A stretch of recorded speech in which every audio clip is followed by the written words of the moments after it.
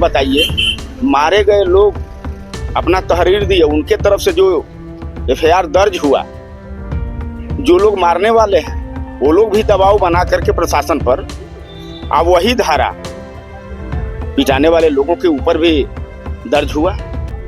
कहीं ना कहीं ये समझ लीजिए, कहीं ना कहीं भेदभाव है, भेदभाव के चलते ही इस तरह का हुआ है। देखिए, अगर विश्वास होता तो 15 दिन पहले जो तहरीर दी गई थी उस पर एक कार्रवाई करना चाहिए, लेकिन नहीं किए तो इस घटना को अंजाम हुआ। तो कहीं ना कहीं तो शक के दायरे में तो है। हाल ही में हुए छितौना मामला अब तुल पकड़ता जा रहा है। आपको बताते चले कि हाल ही में छितौना में ज़मीनी विवाद को लेकर राजभर और राजपूतों में खूनी संघर्ष हुआ, जिसमें कई लोग घायल हो गए, जिसके बाद से ही सियासी हलचल तेज हो गई। जहां एक तरफ ओपी राजभर की पार्टी सुभाषपा राजभरों के साथ हो गई, तो वहीं दूसरी तरफ विपक्ष ने मौजूदा सरकार को ही आड़ो हाथों ले लिया। इसी क्रम में सुहेलदेव स्वाभिमान पार्टी के राष्ट्रीय अध्यक्ष महेंद्र राजभर ने बीएचयू ट्रामा सेंटर में जाकर पीड़ितों का हाल जाना, साथ ही मीडिया से बात करते हुए कहा कि प्रशासन पर अब भरोसा नहीं रहा। हर मामले की तरफ प्रशासन इस पर भी लीपापोती करने की कोशिश कर रहे। लोग कह रहे थे कि नेताजी यहाँ आपको आना चाहिए। हमने कहा कि बिल्कुल आएंगे, अपने संगठन के साथ आएंगे। आकर के उनके परिवार से मिला गया, परिवार से मिल करके हम लोग जाने घटनाक्रम के बारे में, और हम लोगों ने परिवार के लोगों को इस बात का विश्वास दिलाया कि आपके परिवार के साथ सुहेलदेव स्वाभिमान पार्टी खड़ा है और खड़ा रहेगी। इतना बड़ा हादसा हो गया है, क्या लगता है कि कहाँ से चूक हो गई है? देखिए, हादसा जो समाज को नहीं कहा जा सकता। समाज में कुछ लोग उदंड टाइप के होते हैं जो विवाद को बढ़ा करके चरम तक पहुंचाने के लिए कोशिश करते हैं। उसी तरह के कुछ उदंड लोग इस तरह के घटना का लोगों ने अंजाम दिया। कल अरविंद राजभर जी भी आए थे, काफी दहाड़ करके गए। आए होंगे, अरे भाई, समाज जो भी नेता कार्यकर्ता चाहे जिस दल में काम करने वाला हो, उसमें का तो स्वाभाविक है कि दुख के टाइम में दुखियारे के साथ वो खड़ा मिलेगा। अभी भी मामला जो है प्रशासन में है, क्या लगता है कि अगर आगे भी भाई आप लोगों के हित में नहीं होगी तो क्या होना चाहिए? नहीं, कार्रवाई तो होगा, कार्रवाई भी होगा, गिरफ्तारी भी होगी। अगर प्रशासन के लोग कार्रवाई करने से कहीं से चूक करते हैं तो उसका खामियाजा प्रशासन के लोगों को भुगतना पड़ेगा।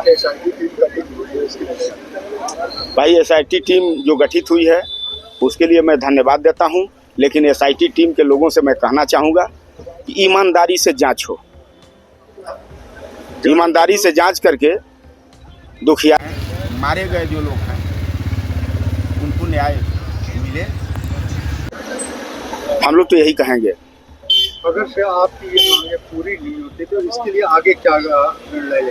फिर पूरे समाज के लोग, जिन लोगों के ऊपर इस तरह का हादसा हुआ है, पूरे समाज के लोग चौतरफा, चाहे किसी भी दल में काम, किसी भी पार्टी में काम करने वाले लोग हों, सब लोग इस परिवार के साथ हैं।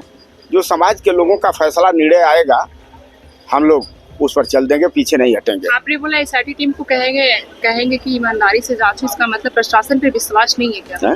प्रशासन पे यदि विश्वास होता तो आप बताइए, मारे गए लोग अपना तहरीर दिए, उनके तरफ से जो एफआईआर दर्ज हुआ, जो लोग मारने वाले हैं वो लोग भी दबाव बना करके प्रशासन पर, अब वही धारा पिटाने वाले लोगों के ऊपर भी दर्ज हुआ। कहीं ना कहीं ये समझ लीजिए, कहीं ना कहीं भेदभाव है, भेदभाव के चलते ही इस तरह का हुआ है। कुल्हाड़ी और तलवार से वार किया गया दिन दहाड़े। देखिए, अभी तो कहा गया है कि हम संविधान से बने हुए थे। हमारा इतिहास उठा के देखेंगे तो जो एक बार तलवार उठाया 150 वर्ष तक किसी को हिम्मत नहीं हुआ। बस सोच लीजिए कि भारत के संविधान को मानते हुए जो एक घटना हुई उसका घोर निंदा करते हैं। सुहेलदेव स्वाभिमान पार्टी ने जो वादा की है कि हर मदद भी करेंगे, अगर सरकार भी इसमें हिला हवाली करेंगे तो आप जानते हैं सहयोगी दल हमारे जो सुहेलदेव स्वाभिमान पार्टी और सपा से जो गठबंधन है, अगर ये लोग सही करेंगे तो हम लोग सही उनसे निपटेंगे। अगर कहीं भी हिला हवाली करेंगे जांच में, तो आप जानते हैं जैसे लक्कड़ पहलवान जी ने कहा है कि जब भी ज़रूरत पड़ेगी समाजवादी पार्टी मुख्यालय से लेके विधानसभा तक इस सवाल को उठाएंगे। किला हवाला करे के विश्वास नहीं है सरकार पे? देखिए, अगर प्रशासन पे? विश्वास होता तो 15 दिन पहले जो तहरीर दी गई थी उस पर एक कार्रवाई करना चाहिए, लेकिन नहीं किए तो इस घटना को अंजाम हुआ। तो कहीं ना कहीं तो शक के दायरे में तो है। पीड़ित परिवार को इस वर्तमान समय में क्या सुरक्षा दी गई? देखिए, पीड़ित परिवार को जो अभी एसएसपी के माध्यम से जो एसआईटी नियुक्त हुई है उस पर तो हम लोग को विश्वास है, लेकिन सही तरीके से रिपोर्ट ये लोग करें, क्योंकि कहीं ना कहीं देखा जा रहा है जो भारतीय जनता पार्टी के जो बूथ अध्यक्ष हैं वो परिवार पर जबरन मुकदमा जो पंजीकृत करवाया गया है, और 2 लोग अभी जो लोग की हालत गंभीर है आप लोग देख रहे हैं, और 2-3 लोग और थे। अभी भी उस परिवार को भय बना कि हमारे पर कभी भी हमला हो सकता है। परिवारों से प्रतिक्रिया मिली है, क्या कहना चाहेंगे इस पूरे मामले में? सबसे पहले तो देखिए, हम लोग अभी आए हैं, पेशेंट को देखे हैं जिनका नाम है छोटू राजभर जी, और सच कहिए तो हालत बहुत गंभीर क्रिटिकल है। और ऐसे में हम लोग आए हैं, राजभर समाज की तरफ से संवेदनाएं हैं। इस परिवार के साथ पूरा राजभर समाज खड़ा है।